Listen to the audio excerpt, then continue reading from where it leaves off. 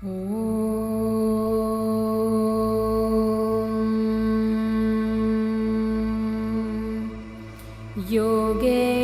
चित्तस्य पदेन वाचां मलं शरीरस्य च वैद्यकेन योपाकरोतं प्रवरं मुनीनां पतञ्जलिं प्राञ्जलिरानतोऽस्मि। आबाहुपुरुषाकारं शङ्खचक्रासिधारिणं सहस्रशिरसं श्वेतं प्रणमामि पतञ्जलिम्।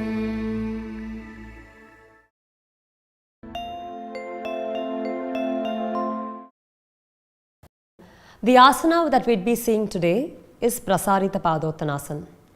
Prasarita means stretched or expanded.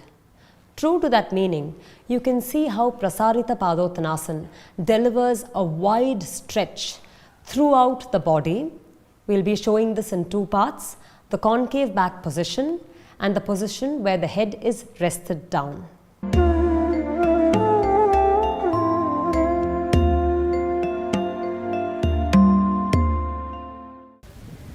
Now we will be discussing the parts of the body that are important to know for Prasarita Padhottanasana.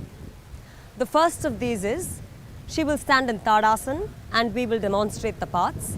The first is the sternum, right at the base of the chest, connecting the two sides of the chest. At the middle is a bone called the sternum bone.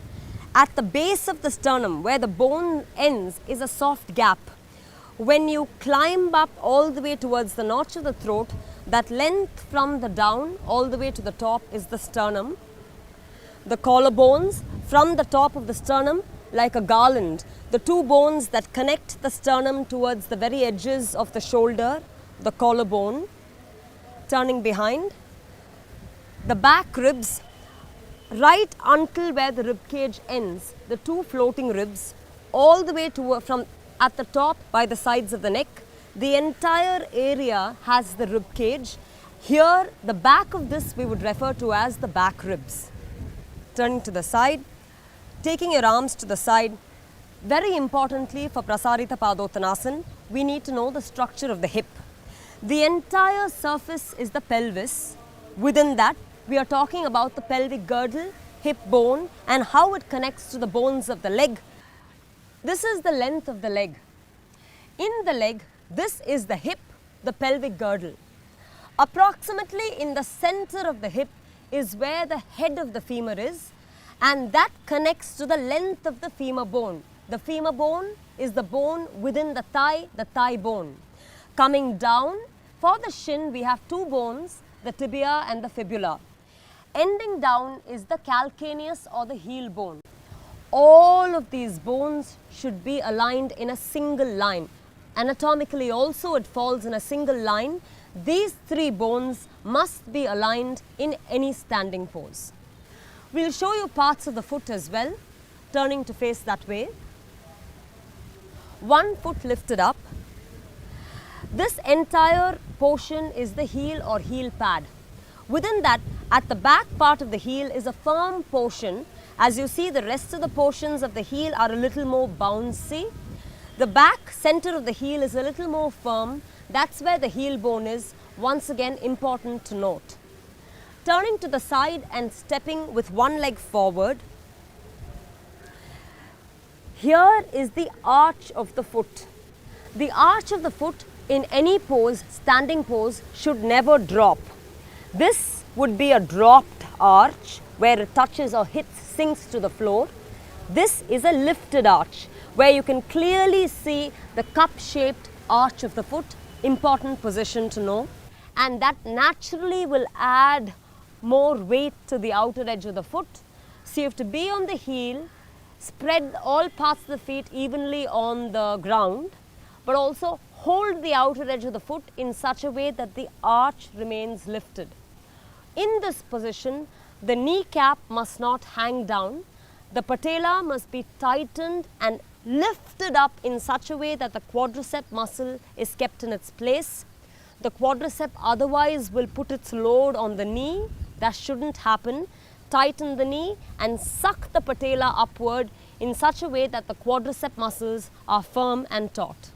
I will be addressing some important areas of the spine that is very much in need for Prasarita Padhottanasana. All areas of the spine are important. Within that, some specific areas I will be showing. Firstly, the back part of the spine is called the posterior spine, the back side of the spine. If I show you, when I bend forward, you see these little bumps. That is the posterior spine. In the front, against which the organs lie, inside the body, is the anterior spine. In any pose, the anterior spine must be tall and high. It should never sink down. So the anterior in front and the posterior at the back. Within that, behind, between the shoulders until the floating rib, that part of the spine which is in between the shoulder blades is the dorsal spine. It's below the neck and above the floating ribs is the dorsal spine. Where the spine takes a curvature here, that below the floating ribs, above the buttock, is the lumbar spine. Between the buttock, there is a flat bone here which goes into a projection, that is the sacrum, flat bone, and the projection, tailbone. This is the length of the spine. All of this is important for every standing pose or any asana that we will look at. Turning to the front, we'll explain some parts of the knee that we need to know. This is the structure of the knee. The knee has 4 corners, 2 at the top, 2 at the bottom. At the front of the knee bone is the patella or the kneecap. The kneecap usually tends to be loose and the quadricep drops in it. We must have the kneecap tightened. The kneecap should be tightened and lifted up.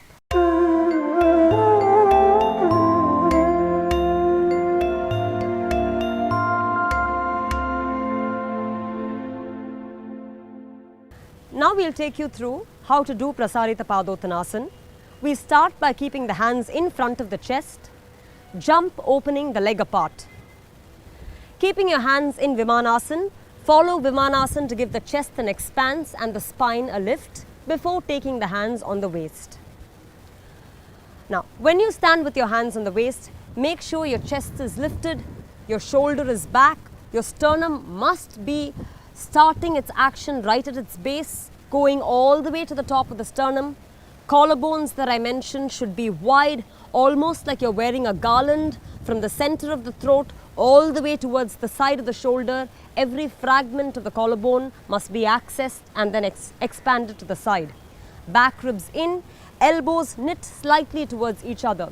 If you have your elbows wide, the chest will drop, so it's necessary to roll the collarbone wide. For that to happen, the elbow must tuck slightly backward. Having the hands on the waist, the entire spine should be lifted.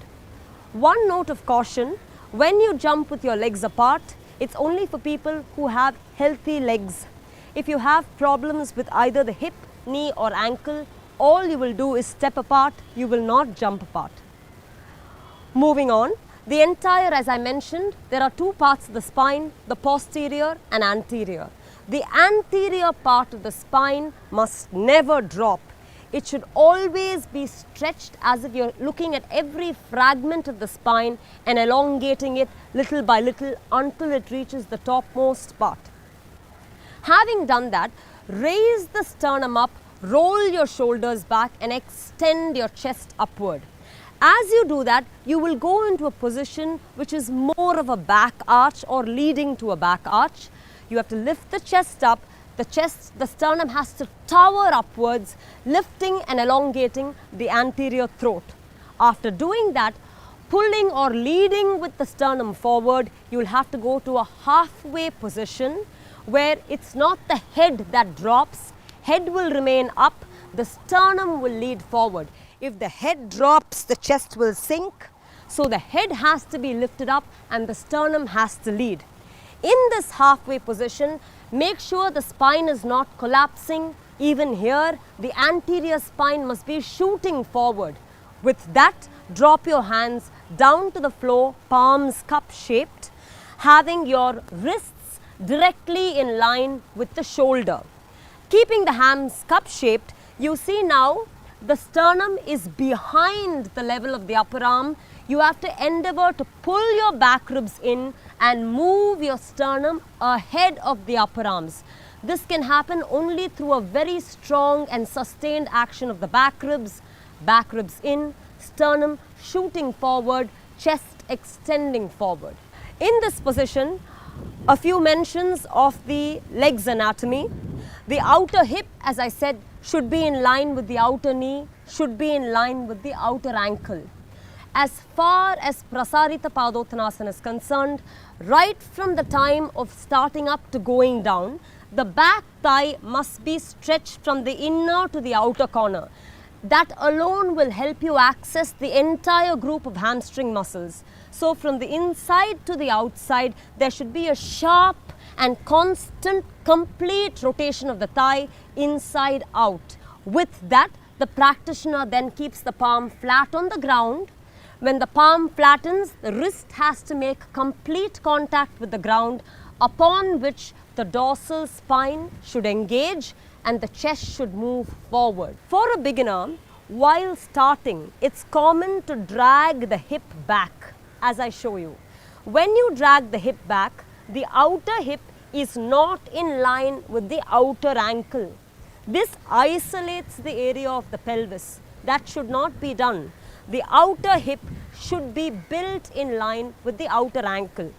On the other side, when the chest is asked to move forward, the practitioner then pulls the hip, dragging it all the way forward. This again is wrong because it sinks the lumbar, the lower back, and affects it. You will have to make sure that you are stabilizing the length of the leg where the outer hip or where the head of the femur is sharply in line with the outer ankle. That is a word of caution that we must know.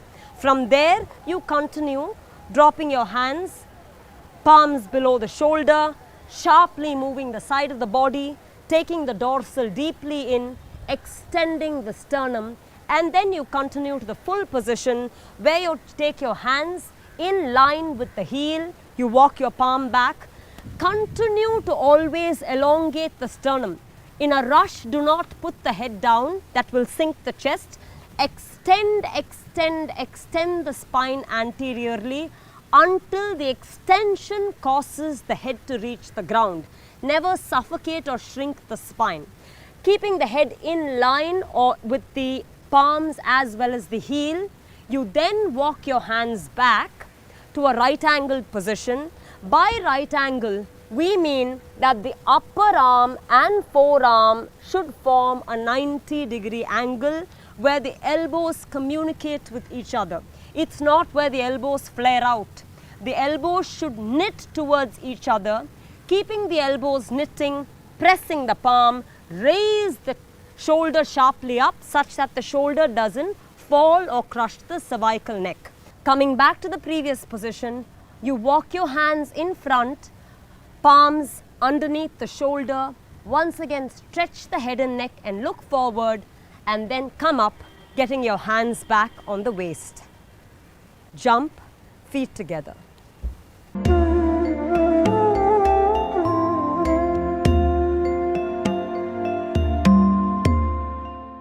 While practicing this asana, I sometimes feel a strain in my hamstring which causes me to bend my knees. What should I do about that? So usually when there's a strain in their hamstring, people tend to bend their knee, but that's actually not the solution. See, when the hamstring is understretched or not used to being stretched, expanded, elongated, when we don't give it enough movement, over time it tightens. Bending the knee only makes that happen even more. You're actually only making it a habit to tighten your hamstring more. What we should do is actually find a way to stretch, pry open, elongate, expand the hamstring so that it gets used to what it's supposed to do. The muscle is supposed to help in movement, and we have to make it a part of the asana. So we have to figure out a way to avoid bending the knees. We'll go through what we need to do. So first, when you open your legs apart, and when you take your hands down, this is where you say you feel like bending your knees. Yeah. So instead of bending your knees, you have to actually pull the kneecap up, push the thigh back, open the arches and be on the outside foot. That should not be compromised.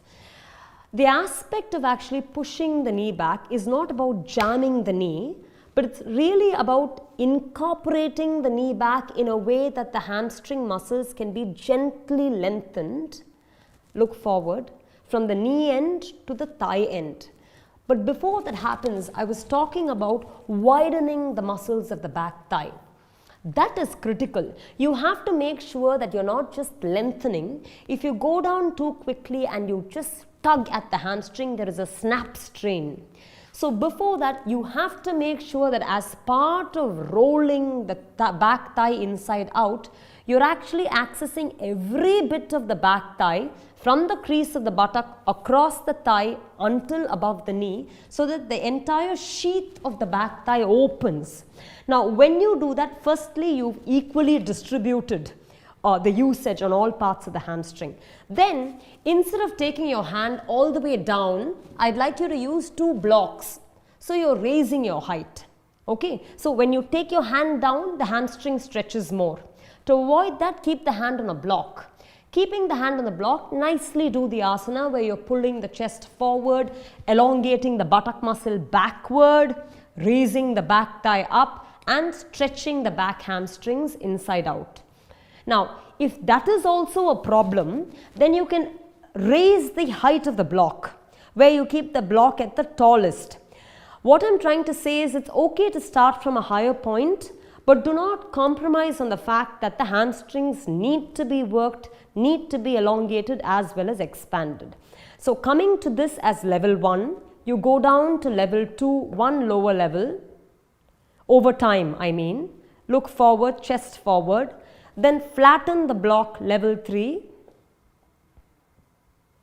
again look forward, chest forward, and then finally over the course of time, remove the block with your hand on the ground. Now, this is the concave back position we were talking about. In this concave back position, a student has to train and spend time to open out the leg muscles completely. It is only after this that you lower your head, because that will involve the hamstrings to open further. And so, spending this sequential time, then you take your head down at the same time, rolling as well as elongating the hamstrings. Over time, the hamstring gets used to this work and starts getting used the right way as well.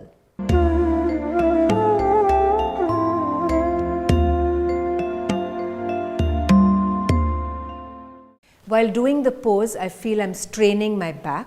What can be done to help that? So you were mentioning that you felt a strain while doing the asana. See, a strain happens when you push the lumbar or lower back a certain way. Let's see how that happens. So open the legs apart. You can go to concave back and then put your arm down. See, very many times elbow straight. Very many times when you're actually lengthening the dorsal forward, chest forward, what a student does is they start pushing on the lumbar spine. The lumbar spine or the lower back is already concave. So when you start to push it, then it starts to strain. So you will have to go to a position where no doubt the chest is engaged and the sternum is stretched, but then the lumbar doesn't drop. The spine should not hang at the lumbar. There you have to pad it in such a way that there is lengthening of the lower back, where the abdomen supports the spine, not this position where the spine crashes into the abdomen. You see the difference? The abdomen has to support the spine, but the dorsal must be engaged. Now, to make that happen, we will discuss prop versions. You can come up. So, if you have a stool at home, a short stool, you can use that. This is what we are using for now. I'm using this and then I'm padding it with a bolster on top. Okay. You have to open your legs wider. Usually the level is where the groin is in line with the bolster. It's still not so much in line. So I am adding a blanket such that we are getting it to level. After doing that, I'd like you to raise your chest up and stretch across the bolster forward. And then place your hand down. You will still try to engage your spine in a concave back position, chin back. But do you see what I'm saying? Initially, the lumbar spine was hanging down. Now you see a nice vertical where the abdomen is nicely supporting the spine. The spine itself is long and not crushed. This prop arrangement helps in aligning the lumbar without collapsing it. You can come up. In case you don't have a stool, then what you can do is stack a pile of bolsters. So as you see, we've removed the stool and we've stacked a pile of bolsters. Now, because it's a bolster, right, you can place the entire length of the spine on it with the hands down. Hands down on the ground first. And you see the entire length of the spine, elbows straight, chest forward, can be leveled linear on the surface of the bolster. An additional thing that you can do with this arrangement is, you can take a blanket, put it for the forehead, and then cross your arms over it. In that way, you can also make a restive pose out of it, delivering Prasarita Padhottanasana with nice spinal extension where the head and brain is calmed.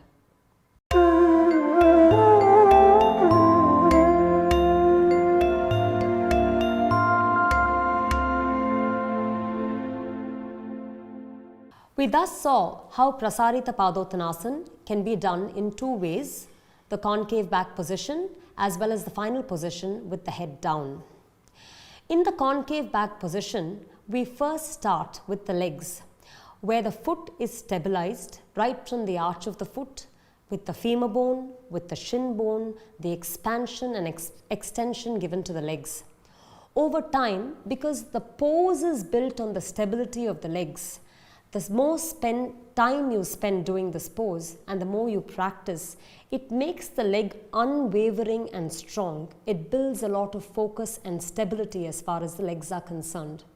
Now, when you move forward, generally when it is a forward bend, as people refer to it, the spine is dropped and the spinal strength is compromised.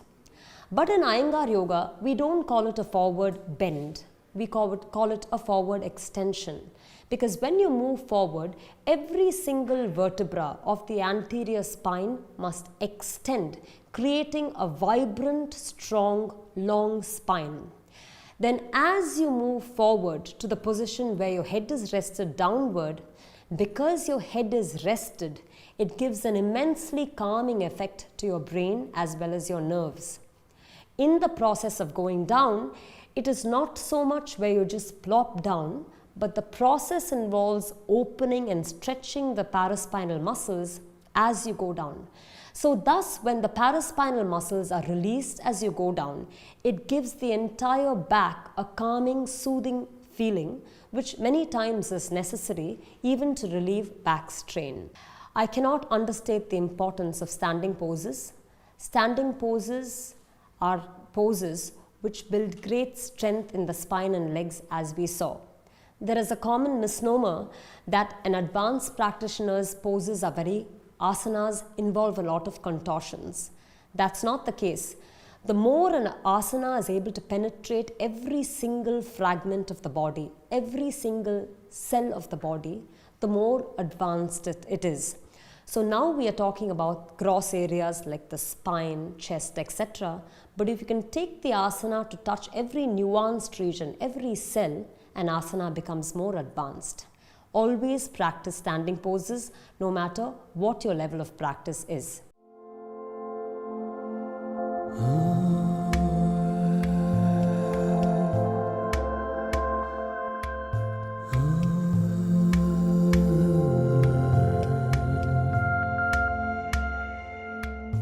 Mm.